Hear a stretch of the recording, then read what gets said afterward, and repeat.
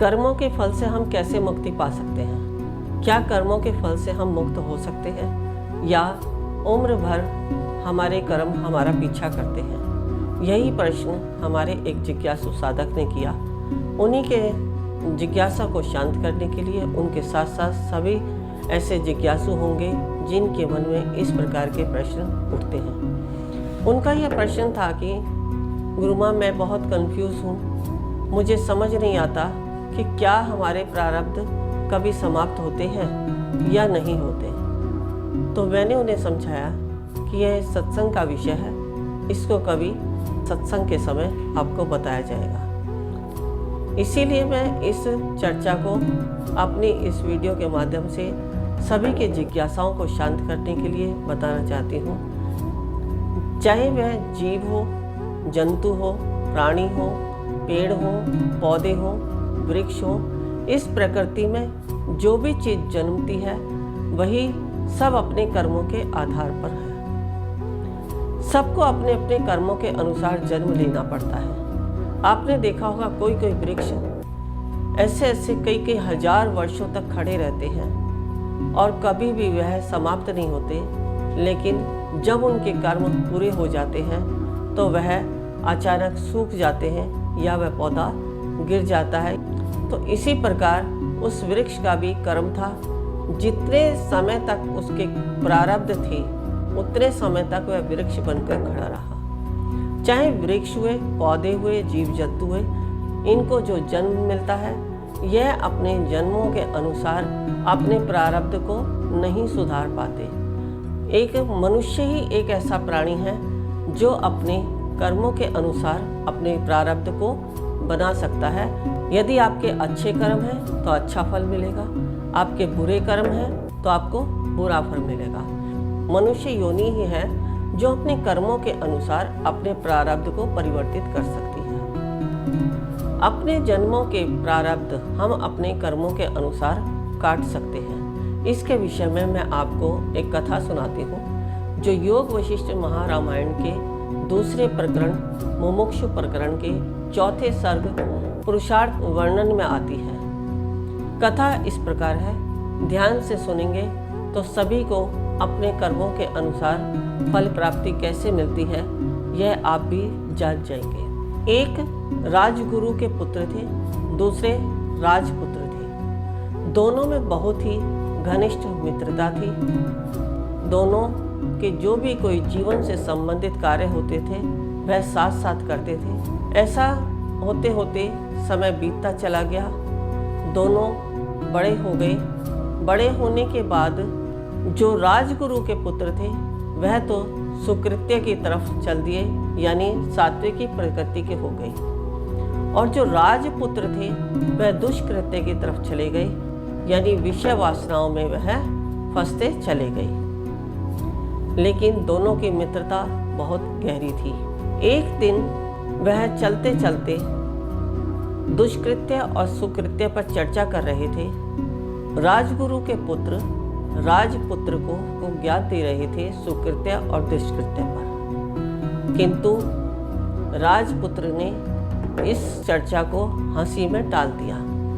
टहलते टहलते थोड़ी आगे चले तो राजगुरु के पुत्र के पैर में एक कांटा चुभा और राजपुत्र को एक मोहरों की थैली प्राप्त हुई।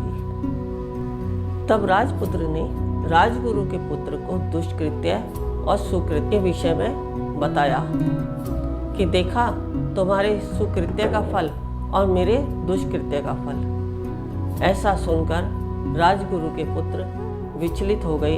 उनके मन में अनेकों प्रकार के विचार आने लगे। ऐसे चलते चलते वह एक ऋषि के आश्रम तक पहुंच गए। ऋषि के आश्रम में पहुंचकर दोनों ऋषि के पास बैठ गए। बैठने के उपरांत ऋषि ने राजगुरु के पुत्र को निराश देखते हुए राजगुरु के पुत्र से पूछा कि पुत्र, आप चिंतित क्यों हो? तो उन्होंने अपनी चिंता का पूरा वृतांत बताया। इसके बाद ऋषि ने अपने तप के बल से दोनों को बताया कि यह तुम्हारे पूर्व संस्कारों का फल है। जो राजगुरु के पुत्र हैं वह पूर्व जन्म में दुष्कृत्य करते थे, जिसके कारण उन्हें इस जन्म में शूली पर चढ़ना था, लेकिन इनके इस जन्म के सुकृत्यों के कारण उन्हें पैर में कांटा ही चुभा। और जो राजपुत्र हैं उनके इतने सुकृत्य थे कि जिनके फल से उन्हें इस जन्म में चक्रवर्ती राजा होना था, लेकिन इस जन्म के दुष्कृत्य के कारण उन्हें सिर्फ मोहरों की थैली ही प्राप्त हुई। यदि वह दुष्कृत्य नहीं करते तो वह चक्रवर्ती राजा बनते। ऐसा सुनकर दोनों ने विचार किया और उसी दिन से जो राजपुत्र थे उन्होंने दुष्कृत्यों को छोड़कर सुकृत्य का मार्ग अपनाया, और जो राजगुरु के पुत्र थे उनकी भी अपने सुकृत्य में निष्ठा बढ़ती चली गई। तो ये जो कथा है इससे समझना चाहिए। तो इस प्रकार हम अपने कर्मों के अनुसार अपने प्रारब्ध को बना सकते हैं। इसलिए मनुष्य शरीर मिला है, आप सभी सुकृत्यों को करते हुए, अच्छे संस्कारों को करते हुए, अच्छे कर्म करते हुए इस संसार से मोक्ष की प्राप्ति का मार्ग खोज लें। अब मोक्ष क्या है? मोक्ष जो है कर्म और ज्ञान, जिसके पास कर्म और ज्ञान है उसको मोक्ष की प्राप्ति होती है। खाली कर्म से भी मोक्ष की प्राप्ति नहीं होती और खाली ज्ञान से भी मोक्ष की प्राप्ति नहीं होती। जिसके पास दोनों हैं उन्हीं को मोक्ष की प्राप्ति होती है। कर्म करने वाला यदि ये सोच ले मैं बहुत कर्म कर रहा हूँ तो मुझे मोक्ष प्राप्त होगा, यह कदापि संभव नहीं है। और ज्ञान वाला अगर कर्म नहीं करता है, वह सिर्फ अपना ज्ञान ही बांटता रहता है, तो उसे भी मोक्ष की प्राप्ति नहीं होती। यानी विवेक के अनुसार अपने धर्म का पालन करते हुए अपने कर्म को करते रहें तो मोक्ष की प्राप्ति होती है। आप भी सुकृत्यों की तरफ चलें और अपने प्रारब्ध को समाप्त कर सकते हैं। ऐसा कोई भी कर्म नहीं कि जिसके द्वारा आप मनुष्य योनि में होने के उपरांत भी अपने कर्मों को नहीं सुधार सकते। यदि किसी के मन में इस प्रकार की जिज्ञासा है तो आप हमारे वीडियो के कमेंट बॉक्स में लिख सकते हैं या फ़ोन कॉल्स के द्वारा अपनी जिज्ञासा का प्रश्न कर सकते हैं, तो हम आपको अपने अगले विषय में उसका अवश्य जवाब देंगे, ताकि आपकी जिज्ञासाएं शांत हों और आप अध्यात्म के मार्ग पर आगे बढ़ते रहें और अपने कर्मों को सुधारते हुए अपने प्रारब्ध को समाप्त करते हुए इस जीवन को सफल बनाएं।